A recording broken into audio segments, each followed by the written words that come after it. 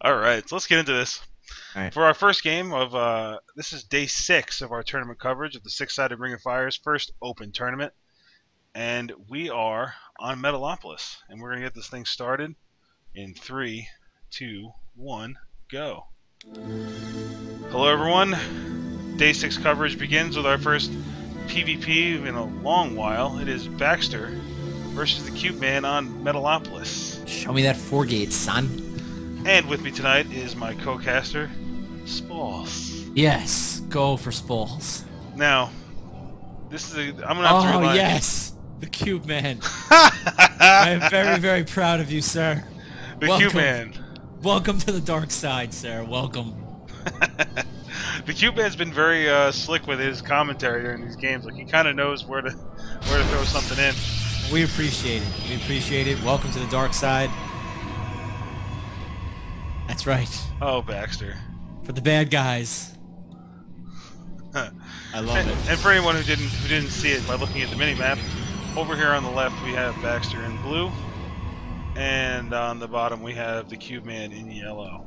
We are close by air positions on Metalopolis, and it looks like both players starting pretty similar. Yep. I mean, Trucking down that pylon. 12 gate. seeing as you're my resident Protoss expert, Yes. what do you anticipate out of this game? Well, I have a little bit more information than everybody else, so I won't ruin it. But PvP is usually somebody 4 gates and somebody 3 gate robos. Huh. But we can see how long the game is, so I kind of know that that doesn't happen. Well, you could have just pretended like you couldn't see how long the game was. And Well, tried I'd like to keep everybody informed, you know. But yeah, man. I mean, I don't know. 4 gate. Holy shit! I don't know if you just noticed that, but Baxter just misclicked all his probes. I didn't, and we'll see. He was chasing the, Cube Man's one harassing probe, and he clicked everybody. Yeah, and you know what? Like, if you see people doing that, like, if you're watching like a professional play or somebody who's, high level. Oh, it looks like Baxter's going for the gas steal. Yeah. Tells you a lot. F you. He goes F you. Baxter has his gas down, but he's not getting any. He's just sending guys over now. I think he was planning on distance mining from Cube-Man's gas. Yeah, now, that's something I definitely want to see. So if any of you gas stealing sons of bitches want to pull that off, if anyone mines gas from the opponent's simulator, I think that'd be hilarious. But now if I ruin someone's game because he's trying to do that, I'll You get a door prize, bro. You gotta give him a door prize. If they effectively, like, you have to set like a number, like 50 gas from the other person's simulator, they get something. You gotta like sneak one in it. You gotta warp prism in probes and steal gas. Just I was gonna say warp in probes. 2 warp prisms worth.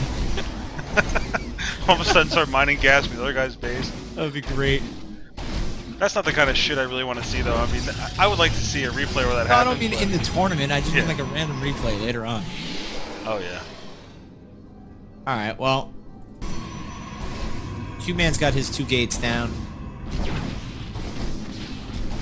Trying to see what he's chronoing. He's not chroning. Oh, he's chronoing the core. That's good. Baxter's got both his gas working, which tells me he's gonna get the robo. Now, if you want to take a look over at the EPM tab.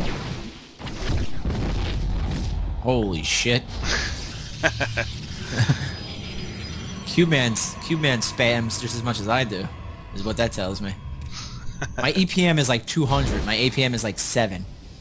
See, looks like Baxter may be looking to apply some early pressure as he's chronoing both of his gateways right now.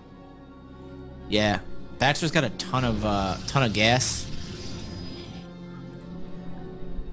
But this is something Baxter has mentioned in the past. He's even said it when he was casting that one of the things he likes to do is throw off other players by taking that second gas, so they have to be ready for all sorts of stuff. It looks like we're going to see a Twilight Council from Baxter. Could this be the old 3-gate blink? Yeah, that's what it looks like. 3-gate blinkety blink. The only thing with this is a lot of people throw down the Twilight right after the first gate, so you can start blink that much earlier. But I mean, I don't really know how it times out, but that's how most people do it. We'll see if this is delayed or not. But he's moving out with the 3 Stalkers, and looks like CubeMan is, went for that 3-gate robo. So this should be interesting.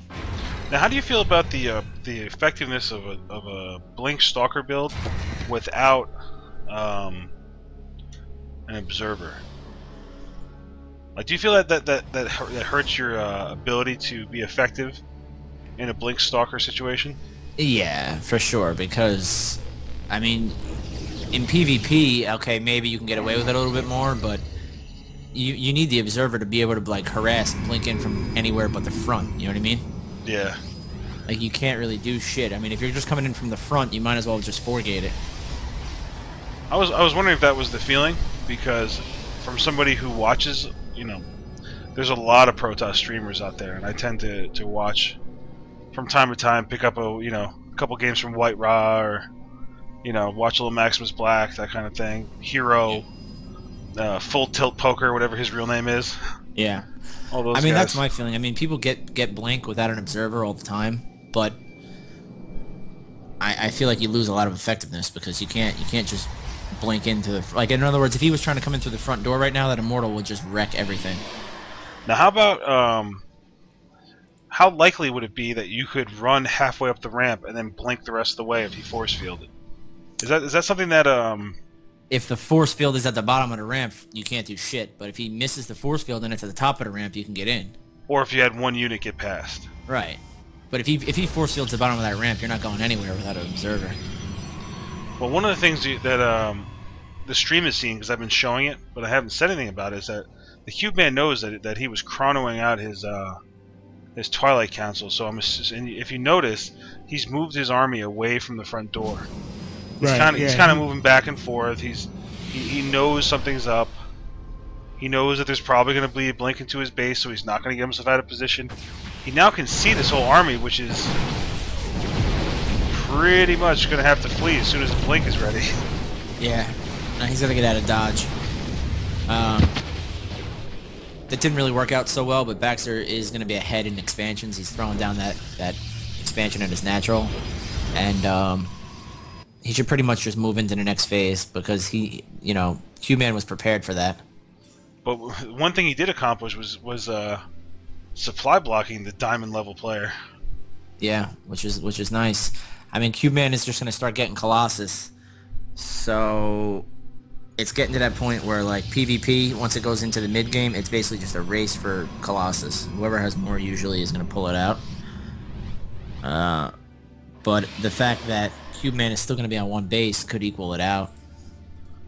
Yeah, I can definitely see if he can weather the storm here. It may mean that he has enough to finish the job if he can just keep pressure on. But this type of army, man, like you gotta, like, if you can catch him out of position, like if you can kind of let the army walk by your army. If he directly engages right now, it's over. But if you can, like, blink and kill the Colossus from the back, then you're, like, way ahead. Especially when there's, like, 1 or 2 of them. You can use Blink Stalkers to, like, blink past the army and kill the Colossus. But if you directly engage, you're screwed. Like, he's got to get the hell out of there right now. What time are you at? I'm at 11, 12, 13.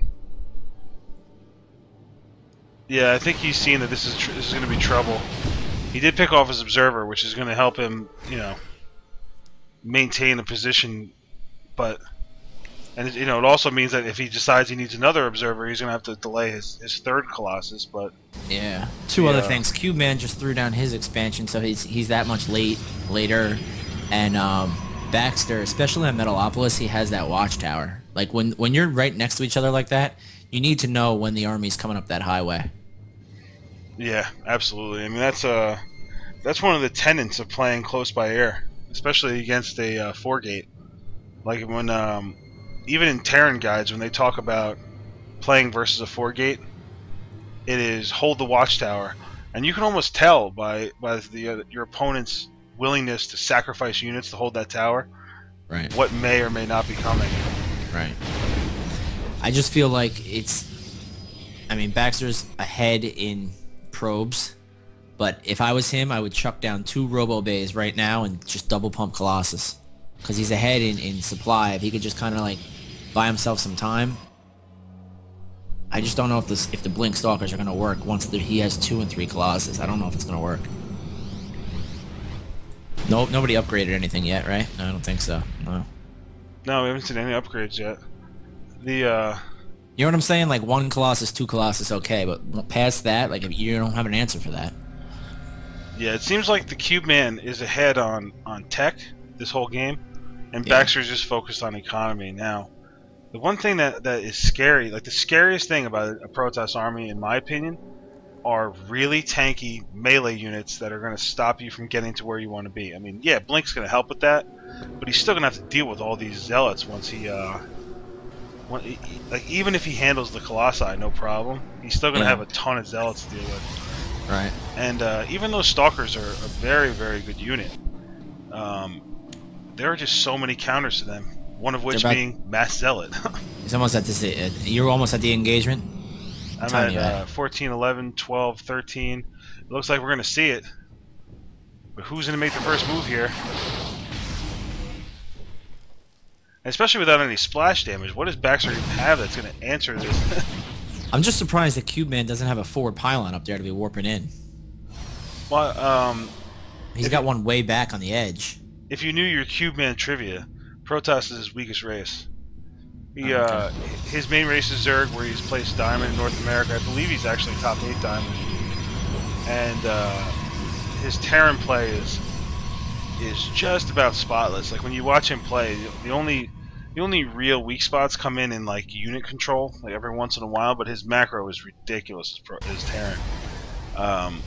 Protoss is where we've seen him slip. I mean, and you can tell it bothers him too because he dropped one to, I believe it was Pacheco, gave him a pretty sound beating in game 1. He's like, screw this, I'm going back to Terran. Nice, nice.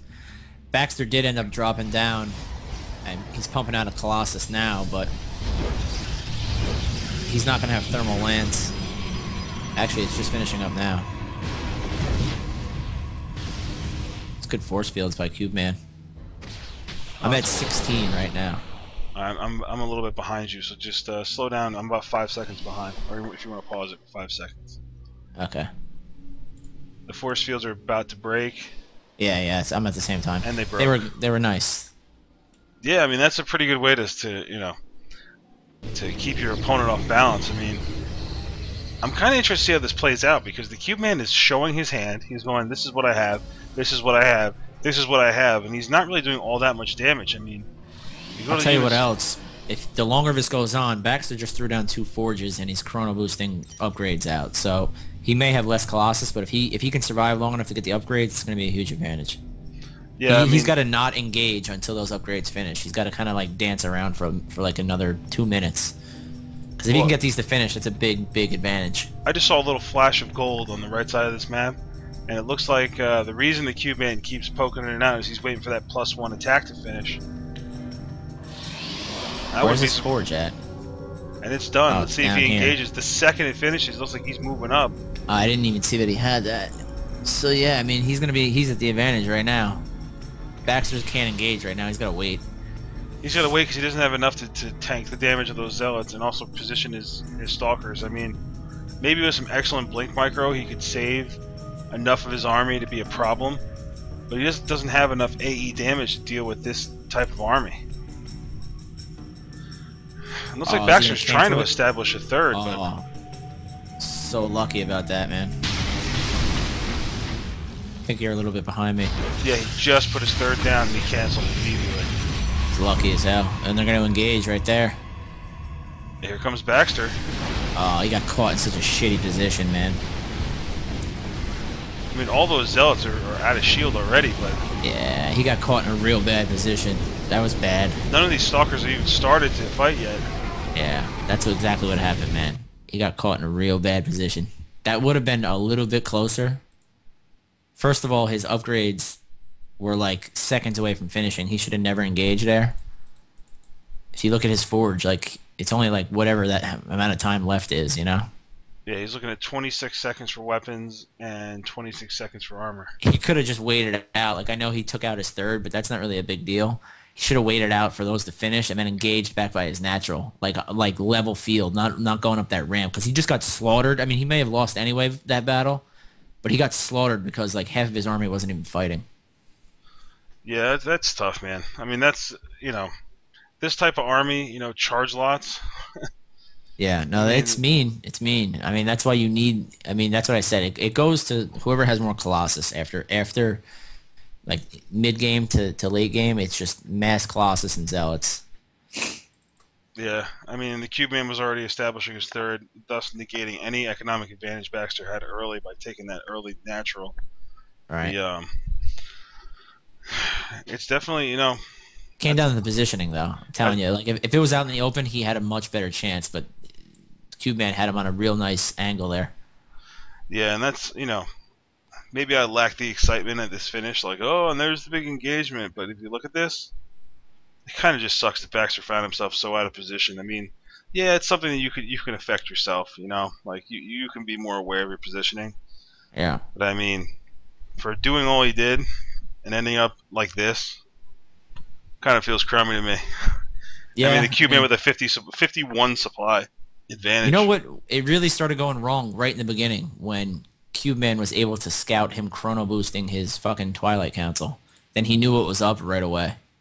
Yeah, I almost feel like if you're going to do something like that, you should have your stalkers queued up, ready to jump in as Blink finishes to try to maximize it. Because both players, if it's not a 4-gate, like if you pass the 6-minute mark and you haven't seen the forward pylon and there's no units running into your base, right? Then you can pretty much at least assume there's an observer. Maybe even if he had parked a couple stalkers.